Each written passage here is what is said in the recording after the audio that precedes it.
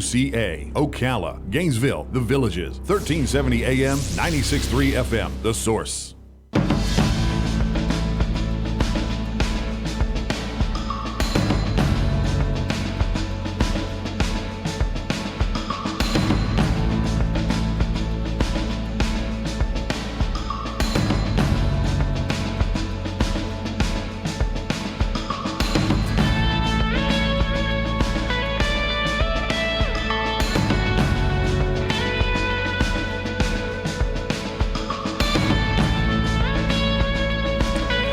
All right, almost 5 minutes after 11 o'clock. Beautiful Tuesday here in Ocala. See, the weatherman was right, Rob. He said it was going to clear up, and it is. It looks beautiful out there, right? It's gorgeous. See, you can predict the weather. Yeah. Can you predict your life? Can you predict what life is like as you get older?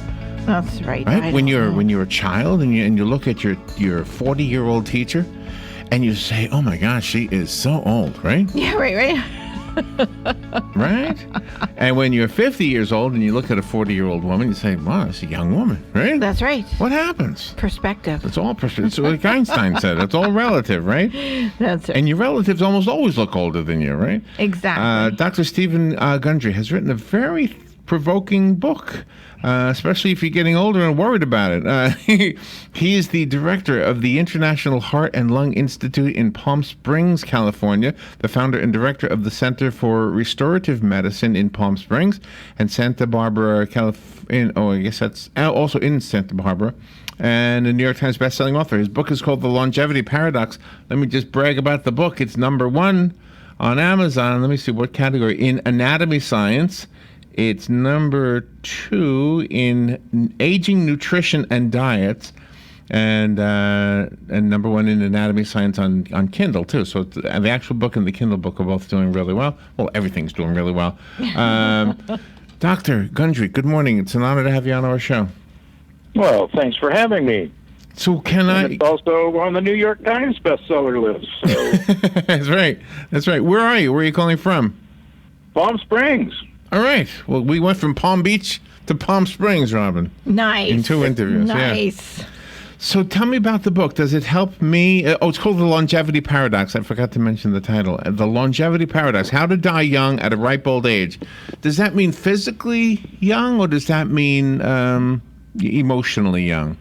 Believe it or not, both physically and mentally young. Most of us are kind of afraid of getting older, because although we want to get older, but we kind of look around and folks don't look like they're very smart anymore, and they're operations and hip replacements and bypass surgery. Right. And that doesn't look very good. But in fact, that is not what can be people's fate if they take control of actually what to eat. Yes. There was actually an amazing study that I cite in the book that was published in Nature this past year that shows that most of the things that are going to happen to us are not from our genes, not from our family history, but are controlled by things we eat, the environment around us, and even our social network. How many friends and organizations we belong to. And that's actually exciting. So is it ever too late? I mean, could I switch my eating habits and make up for lost time? Yes, absolutely. In fact, we profile a number of people in the book who in their mid-80s were kind of going down the drain and decided to make a change. In fact, one woman started in her mid-80s with diabetes and heart disease and high blood pressure and arthritis, and she's now 96, dyes her hair bright red, and is dating an 80-year-old who she thinks is a little too old for her, and has asked me to if she can start dating 70-year-olds again. Oh, that's awesome. All right, so what happens? What's the science behind that? And maybe you can tell us what foods that we should eat and should not eat. Yeah, great question. The science now is showing that the bugs that live within us, our gut microbiome, the type of bugs and the diversity of those bugs, how many different bugs live in our gut, actually determines how long and well we're going to live. And this is based on human studies looking at 105-year-old people around the world who are thriving, and believe it or not, there's a bunch of them. And they look at the gut microbiomes, the bugs that live in their gut, and they're identical to healthy 30-year-old people. And we now know that we can actually make those bugs happy by giving them certain foods. And some of those foods are really easy for us to find. Things like tubers, like sweet potatoes or yams or jicama, turnips, or believe it or not, parsnips. These things actually bug love. Oh, roots. And they're all roots. Yeah. Everything it's a root, right? Mm-hmm. Yeah. And this was actually discovered by following this fascinating creature called the naked mole rat, which is the longest living rodent. They live 20 to 30 times longer than a normal rat.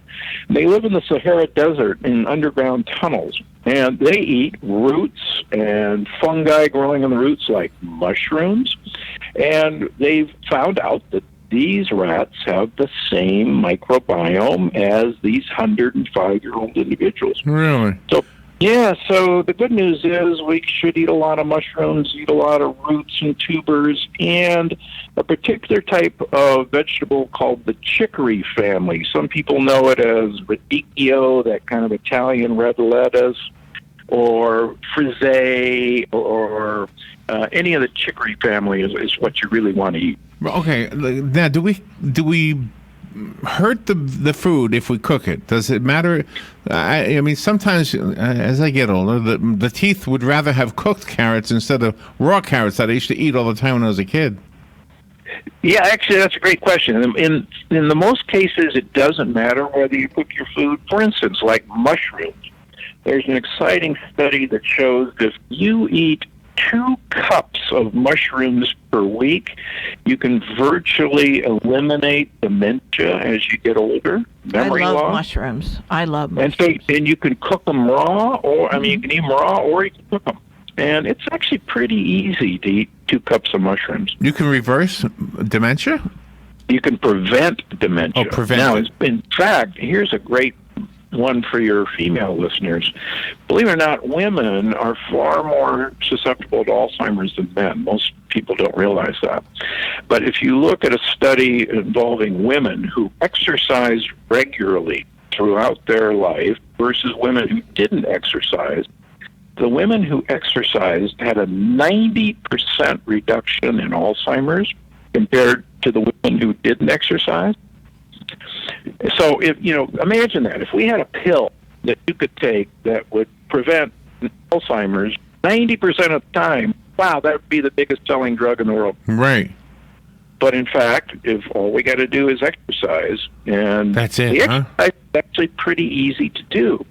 In fact, as I profile in the studies of the blue zones where the people live the longest around the world, and I was a professor at Loma Linda, the only blue zone in the United States, Loma Linda, California. One of the things that's interesting about people who live in blue zones is they all live in hilly communities, and they walk up and down hills for all of their lives. So get out and walk some hills, and if you don't have any hills, get out and walk the stairs in your building. I was going to say, if you're in New York, you're walking up and down stairs all the time, right? Yeah, exactly. Hills, maybe not. I profile a study in Switzerland that showed that people who walk down hills, which feels easy, get just as much benefit as people who walk up hills, because going down hills, we're actually braking against gravity. So it's actually worse. All right, so can I go back to the germs inside of us, the bacteria? Mm-hmm. Yeah. Okay, I have a thought about that. The conversation about the, what did we call them? Microbes? What do we call them? Microbiome. Yeah, microbiome. Okay. That's a relatively new conversation. Am I right? Because I don't remember hearing that when I was younger. Is that something we didn't know about our own biology? That's exactly right. In fact, the Human Microbiome Project was only completed about 5 years ago. We had no idea that there were over 10,000 different species of bacteria that live in our gut. And in fact, just a couple of weeks ago, they found another 1,000 that nobody knew about. So this area is exploding. And we used to just think that, the stuff that came out of our rear end was crap. But in fact, we now know. It's not? It's not. Oh, my gosh. And in fact, these bacteria actually control our health. They actually make hormones. Most of the feel-good hormones that affect our mood are actually manufactured by our bacteria. They actually make vitamins available to us. So we had no idea how important this was. Wow. So, in fact, go ahead. Okay, well, I have a question about things we put into our gut that might hurt them. For example, does alcohol kill them? Like if you poured alcohol on a pile of ants, they'd probably die.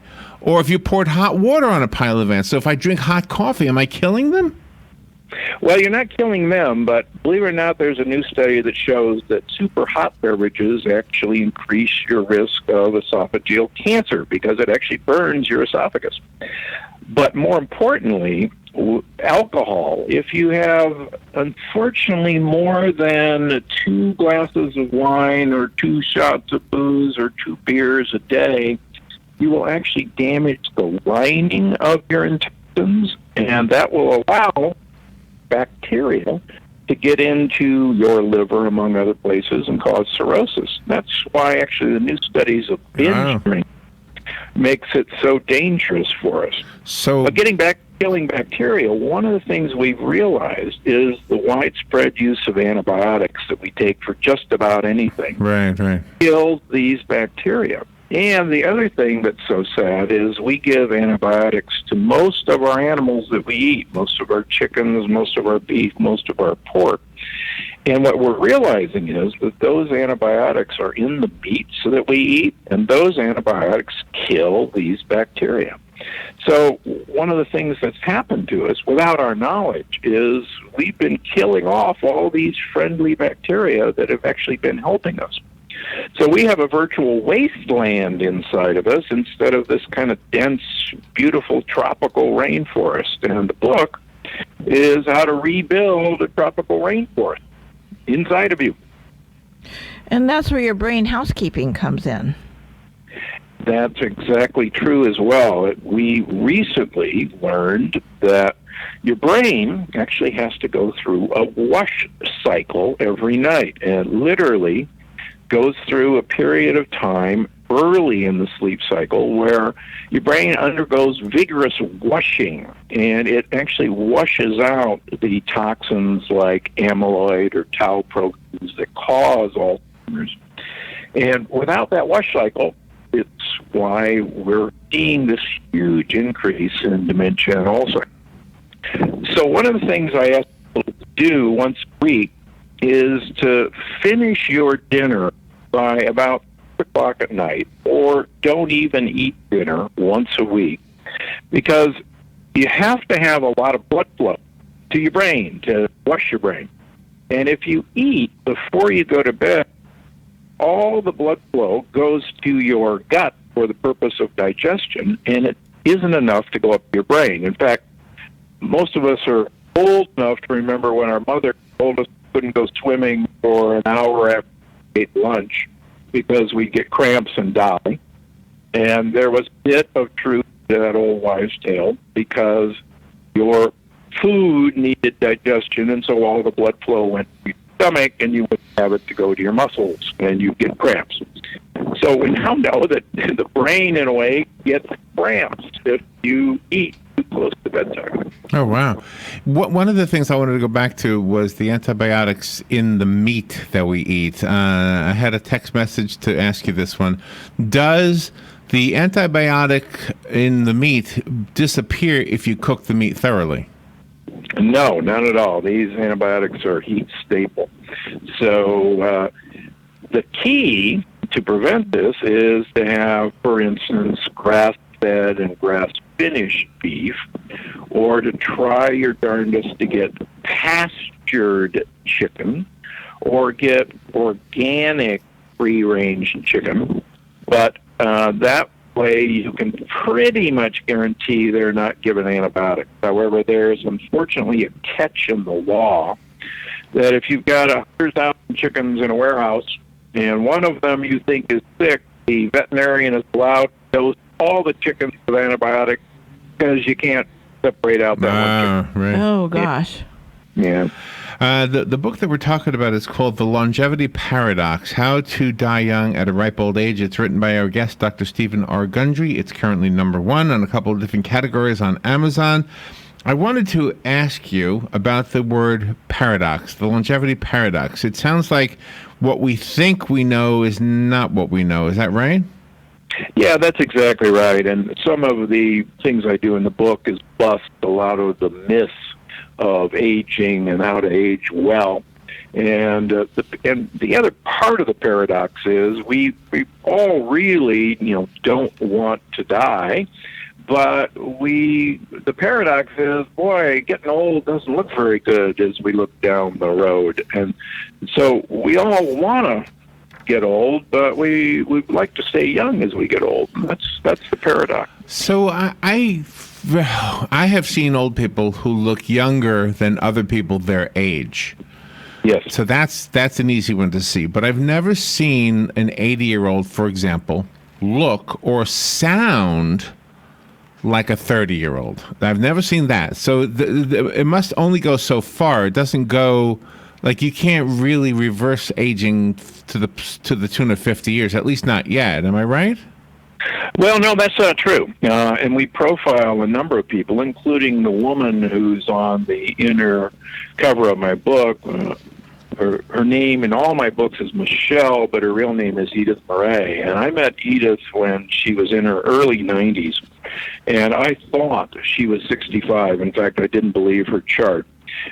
Huge head of hair, 3-inch heels at 90. And the picture in the book is her at 105 and a half, standing next to me with my bestseller, The Plant Paradox. Wow. And she was in, unfortunately, 2-inch heels at that point. She had, downsized. But that in the picture, that is her hair, this huge bushy head of hair, dressed in the nines.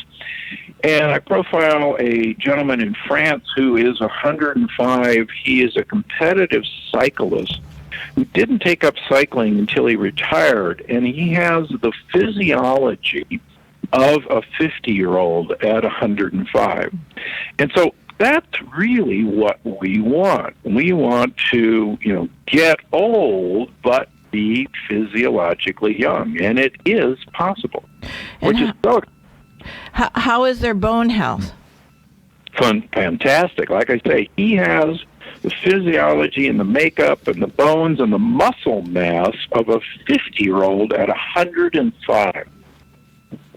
How old is the lady in the book? We just found the picture. How old is she? 105 and a half when that picture was taken. Wow. She does look amazing. Doesn't she look great? And in that picture, she's holding your other book, The Plant Paradox? Correct. Okay. So the thumbnail sketch of what this is about is eating right. And it sounds like roots are a big one, which I have often wondered if we're making a mistake by not eating some of those ugly things we see in the produce section. Because they're all roots. All the ugly stuff are roots, right? Yeah, that's exactly right. And it turns out that there's compounds in these roots that the bugs that keep us young really want you to eat.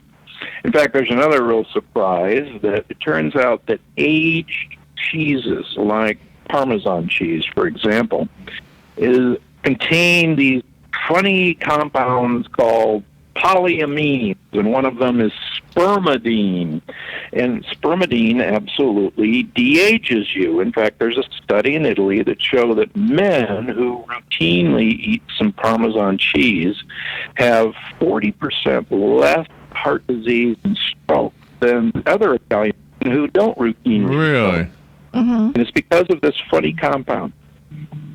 So have some mushrooms, have some roots, sprinkle some Parmesan cheese, And the other key to longevity is the more olive oil I can have you drink, pour, splash on your food, the better. There are compounds now identified in olive oil that actually make brain cells grow, neurons grow as you get older. Mm-hmm. Wow. You talk about inflammation, and you say how that is a symptom of something else that is going wrong. Yeah. Most of all of our diseases come from a leaky gut, a damage to the wall of our gut. In fact, Hippocrates, the father of medicine, 2,500 years ago, said that all disease comes from the gut. And he was, so prescient to realize, without knowing the gut microbiome and not knowing any of this, that he said back then that all disease comes from the gut. And he was right.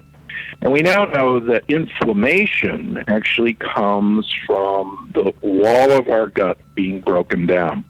And the whole book is about repairing the wall of your gut, giving bacteria who actually will help you repair the wall of your gut what they want to eat.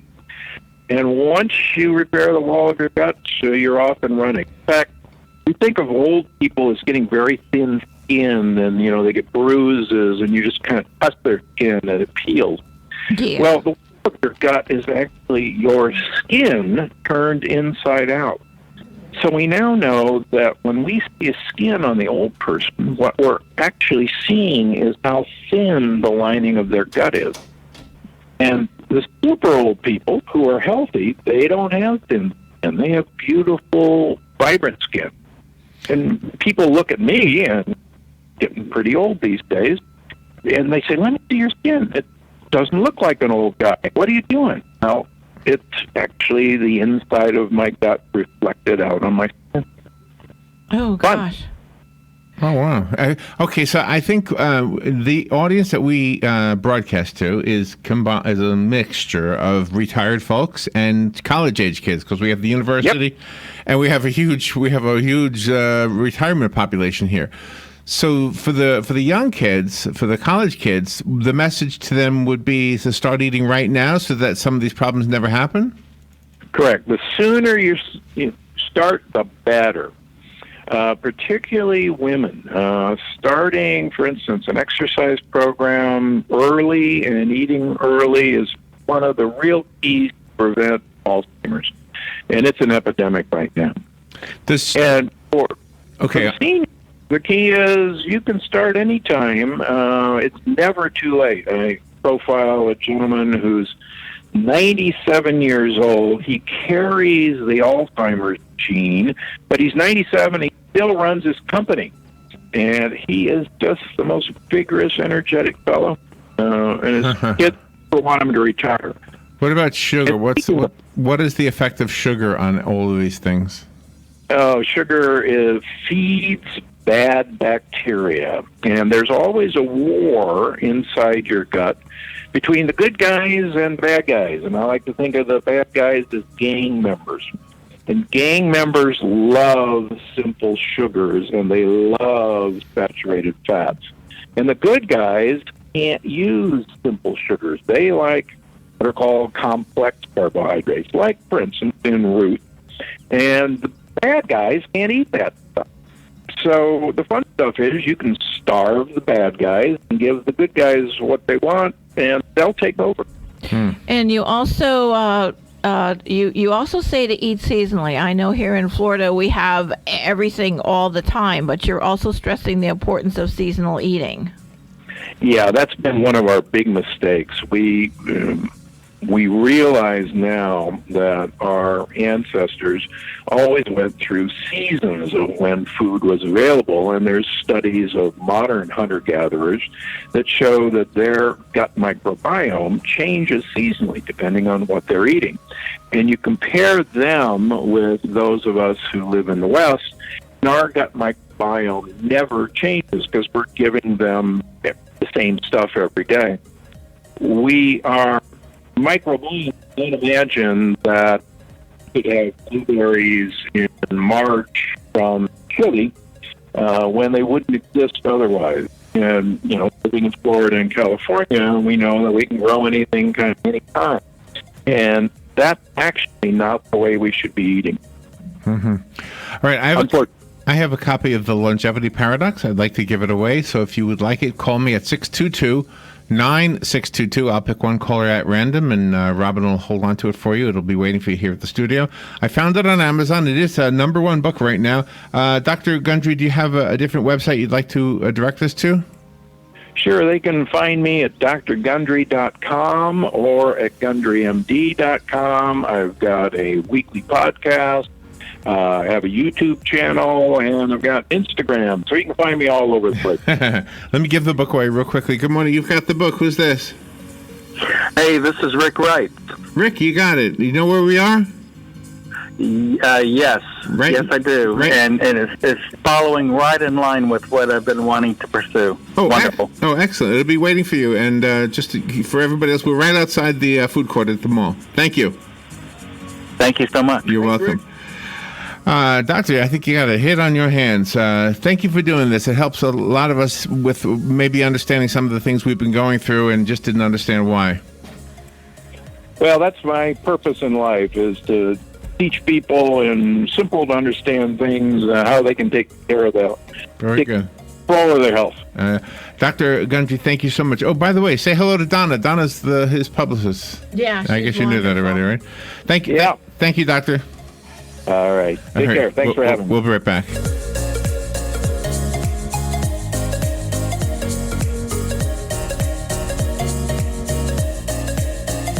Broadcasting from the Paddock Mall Studios, this is WOCA, Ocala, Gainesville, The Villages, 1370 AM, 96.3 FM, The Source. Here is your 1-minute news brief. A bill that sought to legalize recreational marijuana in Florida died in the State House yesterday. Local regulations protecting trees on residential properties would be nullified for the 3 months preceding the start of hurricane season under legislation that advanced in the Florida Senate yesterday. In Silver Spring Shores, 3 teenagers were arrested after a man was shot and injured. Work on a new $2 billion high-speed rail project linking Orlando to South Florida could begin as soon as next month. The Chinese woman recently arrested at President Trump's Mar-a-Lago club had an electronic device that detects hidden cameras. The FBI is investigating whether she is a spy. The U.S. Coast Guard rescued